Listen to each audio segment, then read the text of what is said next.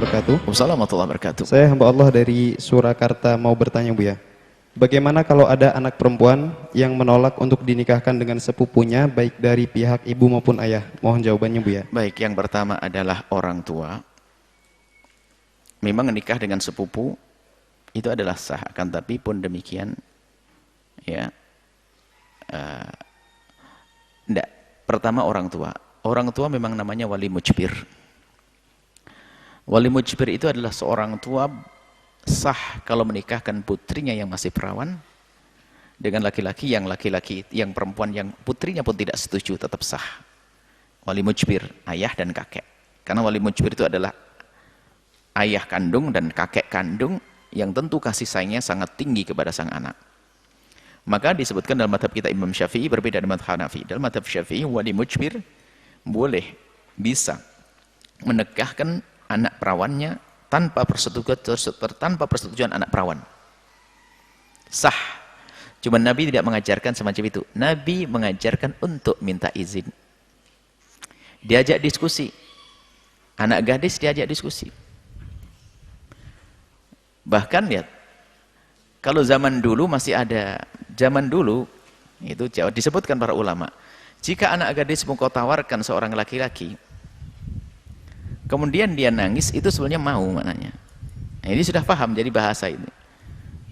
Apalagi mengatakan iya siap, berarti ya siap. Jadi tanya, diminta izin. Ini harus, ini adabnya seorang bapak kalau ingin nikahkan anaknya, karena dia yang akan menjalani, harus ada izin dulu, biarpun dia sah menikahkannya tanpa izin sang anak, tapi hendaknya adabnya diajarkan Nabi semacam itu. Minta izin kepada anak perempuannya, dipanggil, nak, ada seorang laki-laki baik, kamu akan aku nikahkan dengan dia, bagaimana nak? Kalau ternyata dia tiba-tiba menolak berat, ya jangan dipaksain. Ini satu sisi dari orang tua. Yang kedua adalah sisi anak. Wahai anak yang soleh dan solehah, selagi orang tuamu kamu yakini selama ini adalah baik, dan ayahmu baik, ibumu baik, kemudian setelah itu punya gambaran tentang seorang laki-laki atau seorang perempuan yang menurut mereka adalah baik, maka husnudzonlah bahwasanya apa yang akan dipilihkan oleh orang tua adalah terbaik untukmu. Nah ini, jangan biasa menolak kecuali memang menurut pandanganmu adalah tidak baik. Kamu melihat mungkin kemaksiatan yang pernah dilakukannya, dosa besar, mungkin pernah ketahuan mabuk atau sebagainya, atau dengan perempuan tidak menjaga dan sebagainya, atau kalau kamu malah menemukan sifat yang tidak baik, melanggar syariat, maka kamu berhak menolaknya. Tapi kalau tidak ada alasan untuk menolak. Maka pilihan orang tua adalah istimewa, ada berkah di balik itu semuanya. Selagi kita tidak melihat bahwasanya dia melakukan dosa besar atau tampak zalim, keras dan sebagainya. Ini harus adil, orang tua hendaknya izin, seorang anak jangan gampang menolak apalagi pemberian orang tua. Nah, akan tetapi di sisi lain ada sebab penolakan dari anak. Apa itu? Na'udzubillah. Rupanya hatinya sudah dengan yang lainnya. Ini musibah besar di zaman ini. Kalau tanpa itu sebetulnya lihat akan muncul anak-anak soleh-solehah. Jika seorang anak gadis hatinya bersih, kemudian dia sudah datang waktunya menikah, dia orang tuanya menawarkan siapa saja, ahlan wa sahlan. Karena apa? Hatinya bersih, kosong.